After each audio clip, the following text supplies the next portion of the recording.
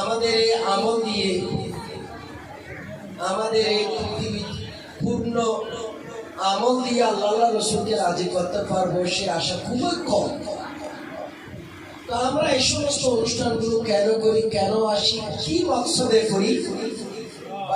মহোদয় সুন্দর আল্লাহর হাবিবের মোহাব্বতের পরিমাণ কত হতে হবে হাদিসের আলোকে আলোচনা করেছেন। পৃথিবী বুখারী রওয়ায়াত অনুযায়ী যিনি বাব রচনা করেছেন বাবু হুব্বির রাসূল মিনাল ঈমান, ইমাম বুখারী অধ্যায় রচনা করেছেন রাসূলের মোহাব্বতের নামই হচ্ছে ঈমান। সুবহানাল্লাহ। তো সেই ক্ষেত্রে আমাদের দেশের যারা তৌহিদি জনতা বর্তমানে একটি ইহুদি জনতায় পরিণত হয়েছে, ঠিক নাম দিয়েছে তৌহিদি জনতা, মাজার ভাঙে নাম দিয়েছে তৌহিদি জনতা, রাসূলের বিরুদ্ধে বলে নাম দিয়েছে তৌহিদি জনতা, 111টি মাজার ভেঙেছে। এরা কি তৌহিদি জনতা হতে পারে না? আল্লাহর হাবিব ইন্তেকালের পরে এটা একটা আলোচনা করেছি, শেষ গ্রাম্য সাহাবী গ্রামে থাকেন, তিনি এসেছেন তার আলোচনা আজকে আলোচনাতে আমাদের সাথে শুনেছেন। আমি আরেকটা আলোচনা করছি, সেটা হচ্ছে কাজী আয়াজ রাহমাতুল্লাহ তাআলা তার শাফা শরীফে তিনি বলেছেন আল্লাহর হাবিবের ইন্তেকালের পরে এক মহিলা সাহাবী আল্লাহর হাবিবের রওজার পাশে আসলেন। ইন্তেকাল হওয়ার পর নবী পাকের কদমে আসলেন, নবী তো রওজায়। তিনি আগে জানতেন না যে নবী ইন্তেকাল করেছেন। তো মা আয়েশা সিদ্দিকা রাদিয়াল্লাহু তাআলা আনহার কাছে খবর পেয়ে তিনি বলতেছেন, ওগো মা আয়েশা, আমাকে একটু রওজা থাক, আমার পেয়ারা নবীকে যেই জায়গার মধ্যে আরাম করার জন্য আপনি পর্দা দিয়েছেন, দেখা না যাওয়ার জন্য ওই জায়গাটা একটু হলো আমার দেখার সুযোগ করে দিন। আল্লাহর হাবিবকে আসছি দেখার জন্য, নবীটা রওজায়, আমার একটু দেখার ব্যবস্থা করে দেন। হযরত সাইয়্যিদা মা আয়েশা সিদ্দিকা রাদিয়াল্লাহু তাআলা আনহা ওনার জন্য পর্দাটা খুলে দিলেন। মহিলাটা সাহাবিয়া রাসূল, তিনি আল্লাহর হাবিবের সে রওজা মোবারক দেখতে এত বেশি কামনা করেছেন, হাত্তা মাতাত রওজা পাকের পাশেই তিনি ইন্তেকাল করে ফেললেন। সুবহানাল্লাহ। মোহাব্বত কোন পর্যায়ের হলে নবীর না দেখে, নবীর রওজা দেখে, নবীর সুখে কান্নায় সেই জায়গায় যদি তার ওফাত হয়, আমার ভাইরা, ওই মোহাব্বত সাহাবায়ে কেরাম দুনিয়াবাসীকে দেখাই দিয়েছেন। এটা সুন্নিরা বাংলার জমিনে কোন দেশ থেকে আমদানি করে নাই, সাহাবায়ে কেরাম থেকে আমদানি করেছেন। কথা বলেন ঠিক কিনা? আরেকটা ঘটনা বলি, বুখারী শরীফের হাদিস, আলোচনা হয়তো ইতিপূর্বে হয়েও গিয়েছে, হতে পারে। সাহাবী এসে বলেন, ইয়া রাসূলুল্লাহ, মাতা তাকুমুস সাআ, কিয়ামত কবে হবে? প্রশ্ন বড় কঠিন, জটিল। আল্লাহ রাসূল তাকে উল্টো প্রশ্ন করেন, ওমা আ'দাত্তা লাহা, তুমি কিয়ামত বলতেছো, কিয়ামতের জন্য তোমার কি প্রিপারেশন আছে? আল্লাহর হাবিবের সাহাবী, ওদের কি আমলের কোনো কমতি ছিল? ওনারা কি নামাজ তরক করেছেন? ওনারা কি জামাত তরক করেছেন? ওনারা কি কোরআন তেলাওয়াত বাদ দিয়েছেন? ওনারা কি তাহাজ্জুদের নামাজ বাদ দিয়েছেন? ওনারা কি হজ ওমরা বাদ দিয়েছেন? না। এরপর সাহাবী রাসূল বলেন, ইয়া রাসূলুল্লাহ, মা আ'দাতু লাহা মিন কাসীরি সালাতিন ওয়ালা সিয়ামিন ওয়ালা সাদাকাতিন। ইয়া রাসূলুল্লাহ, আমার জীবনে আমার কাছে বেশি নফল ইবাদত নাই, আমার কাছে নফল রোজা নাই, আমার কাছে নফল দান সাদকা নাই, অথচ সব আছে। এত কিছু থাকার পরও বলতেছেন পরকালে জান্নাত পাওয়ার জন্য আমার কাছে কিছু আমল নাই, না নফল ইবাদত, না নফল দান সাদকা। তো তোমার কি আছে? তুমি কি আমার প্রশ্ন করলাম, তোমার কি আমাদের জন্য কিছুই নাই? সাহাবী বলেন ওয়ালাকিন্নী উহিব্বুল্লাহ ওয়া রাসূলাহ। ও নবী, আমার কাছে পরকালের নাজাতের জন্য কোনো কিছু থাকলে একটাই আছে, সেটা হচ্ছে আমার অন্তর ভরা আল্লাহ এবং আল্লাহ রাসূলের মহব্বত আছে। আর একটু উচ্চস্বরে বলি সুবহানাল্লাহ। এটা বুখারী মুসলিম শরীফের হাদিস। আমরা হলে বলতাম কি 3 বার সিল্লে গেছি, 10 বার বছর সিল্লে দিছি, তারপরে আরো বহু কিছু। কথা বলেন ঠিক কিনা? গাছটার মধ্যে গিয়ে ঘাস খেয়েছি, গাছটার মধ্যে গিয়ে বহু ঘাস খেয়ে আসছি, খাবার না পাইয়ে, তারপর ঝগড়া করি নাই, এত ভালো মানুষ। তো 2018 সালে এই ভালো মানুষগুলো আপনারা দেখেছেন, টঙ্গির মধ্যে মারপিট কাকে বলে দেখেন না? দেখেন নাই? হ্যাঁ, হাঁটার সময় পিঁপড়া খবর পাই না। 18 সালের মধ্যে মানুষ হত্যা করেছে তারা, এটি ইতিহাস সবার জানা আছে। কিন্তু আল্লাহর নবীর সাহাবী বলেন ওয়ালাকিন উহিব্বুল্লাহ ওয়া রাসূলাহ। আল্লাহ আল্লাহ রাসূলের ভালোবাসা আমার অন্তরে আছে। আল্লাহর হাবিব উত্তরে বলেছিলেন, ও আমার সাহাবী, তুমি এতক্ষণ বলছ তোমার কোনো আমল নাই, আর বলছ একটাই আছে, সেটা আমি নবীর মুহাব্বত। আমি তোমাকে গ্যারান্টি দিচ্ছি, আনতা মা মান আহবাবতা, যার মুহাব্বত তোমার অন্তরে আছে, তুমি তার সাথে কবরে, হাসরে, নসরে, ফুলসরাতে, জান্নাতে তুমি তার সাথে থাকবা। আর আল্লাহু আকবার। যার মুহাব্বত রেখেছো তার সাথে থাকবা জান্নাতে। তিনি রাসূলের মুহাব্বত রেখেছেন, আল্লাহ নবী ইশারা করে দিয়েছেন যে আমার সাথে তুমি জান্নাতে থাকবা। চিৎকার করে বলুন সুবহানাল্লাহ।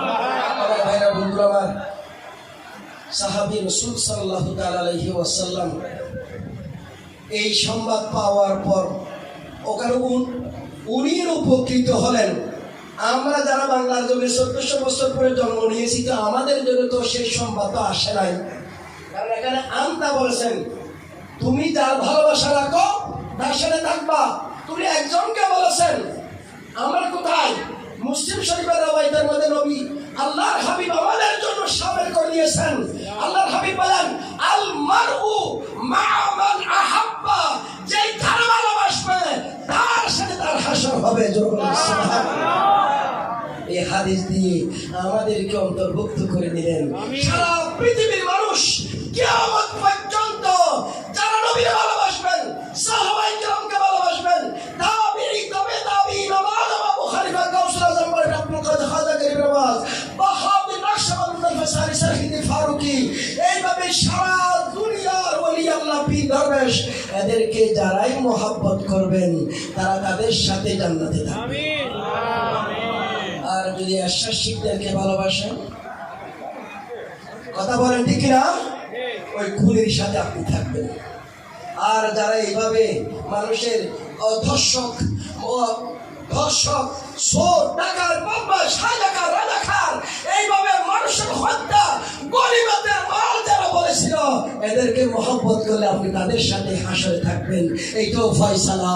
সেই জন্য আমার ভাইরা, বন্ধুরা আমার, আজকে রাফাই রাহমাতুল্লাহ তাআলা আলাইহি, উনি সেই মানুষ নবীর জন্য পাগল ছিলেন। সেই পাগলওয়ালাকে দেখাই দিলেন, আল মারউ মা মান আহাব্বা, যে যারে ভালোবাসে সে তার সাথে থাকবে। তো উনি প্রমাণ করে দিলেন দুনিয়াবাসীকে, নবীর প্রেমে তিনি উজাড় ছিলেন। নবী পাককে ডেকে তার পাশে আরামের ব্যবস্থা করে দিলেন। কথা বলেন ঠিক কিনা? আমাদেরকে সেই মহব্বতটা লাগবে। সেই মহব্বতের ক্ষেত্রে আমরা আবার নির্বাচনের সময় একদিকে চলে যাই, ভোটের সময় এদিকে, হুজুরের বয়স থেকে মাহফিল পর্যন্ত, বাহিরে গেলে আমি অন্য দল, ওই জায়গায় গেলে ওই দল, ওই জায়গায় গেলে ওই দল। এইটা দিয়ে নবীর প্রেম প্রমাণ হয় না। আমার ভাইরা, বন্ধুরা আমার, আসুন আল্লাহর ওলিরা আমাদেরকে এক একজন পথ দেখাই দিয়েছেন। সেই পথগুলো ধরে আমরা যাতে ওই নবীর প্রেম যাদের যাদের মাঝে এসেছেন, এখন যে লেখালেখি হয়, কি লেখালেখি? মদিনা শরীফ যাওয়ার দরকার নাই, এটা টাকা অপচয়, সময় লস, এইরকম কিছু বদমাশ আছে না নাই? কথা বলেন, আছে না নাই? এইগুলো হচ্ছে সুন্দর ভাষায় ঠান্ডা মাথার ইমান সোর। আর বাবা কথা বলেন, কি ঠান্ডা মাথার ইমান সুন্দর সুন্দর করে কথা বলে ঈমানটাকে নিয়ে যাচ্ছে। আজকে আমরা স্পষ্ট ভাষায় বলি, নবী পাকের জিয়ারত যদি কিতাবে লেখা থাকতো এটা বাধ্য হয়ে যেতাম, কিন্তু আল্লাহ বাধ্য করার নাই।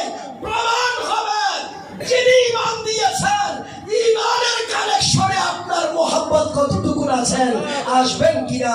সেজন্য যুগে যুগে যুগে সমস্ত ওলি গাস কুতুব আব্দাল মদিনা পাকের জন্য পাগল পাগল করা হয়ে গেছেন।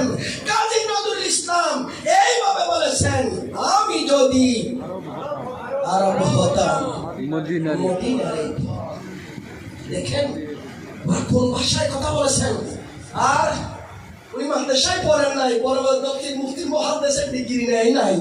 যেই পথ দিয়ে আমার নবী হেঁটে গিয়েছেন, সেই পথে যদি তিনি যেতে পারতেন, সেই মোহাব্বত নজরুল ইসলাম থেকেও আমাদের সেই মোহাব্বত শিখা দরকার। কথা বলে ঠিক কিনা বন্ধুরা? আমার ওই সমস্ত মুফতি জাহেল, মুফাসসির ভণ্ড, যেই মুফতিরা কতক্ষণ পর্যন্ত যেদিকে টাকা পায় সেদিকে ফতোয়া, সেই জাহেল মুফতিদের থেকে আল্লাহ আমাদের ঈমানকে রক্ষা করুন। ঢাকার জমিনে যত বেশি মাদ্রাসা সুন্নি প্রতিষ্ঠান হবে, আমরা সুন্নি একটা সাধারণ প্রায় 2.5 কোটির মতো, সেই 3 কোটির মতো মানুষ এই ঢাকা শহরে সুন্নি মাদ্রাসা হাতে গোনা কয়েকটা। কথা বলেন ঠিক কিনা? আমরা সাধুবাদ জানাই আওলাদের রাসূল মনজুর আহমদ রাফাই রাহমাতুল্লাহ তাআলা আলাইহির সাদাকায় একটা প্রতিষ্ঠান এখানে হয়েছে। হাজারো হাজারো প্রতিষ্ঠান হওয়া দরকার, যেখান থেকে সুন্নি আলেম ওনার মতো আশিকে রাসূল বের হবে, মানুষদেরকেও আশিকে রাসূল বানাবেন। আমরা আল্লাহ কবুল করুন, সবাই বলি আমিন। পরিশেষে এই দরবারের উন্নতি তরক্কি, বিশেষ করে ওনার আহলিয়া মুহতারামা সহ ওনার খানদানকে আল্লাহ এইভাবে সিলসিলা জারি আর সারি রাখেন, হকের উপর, সত্যের উপর, ন্যায়ের উপর। সাথে একটু ওসিয়ত নসিহত করবে এটাই আমার ভাইরা বন্ধুরা আমার।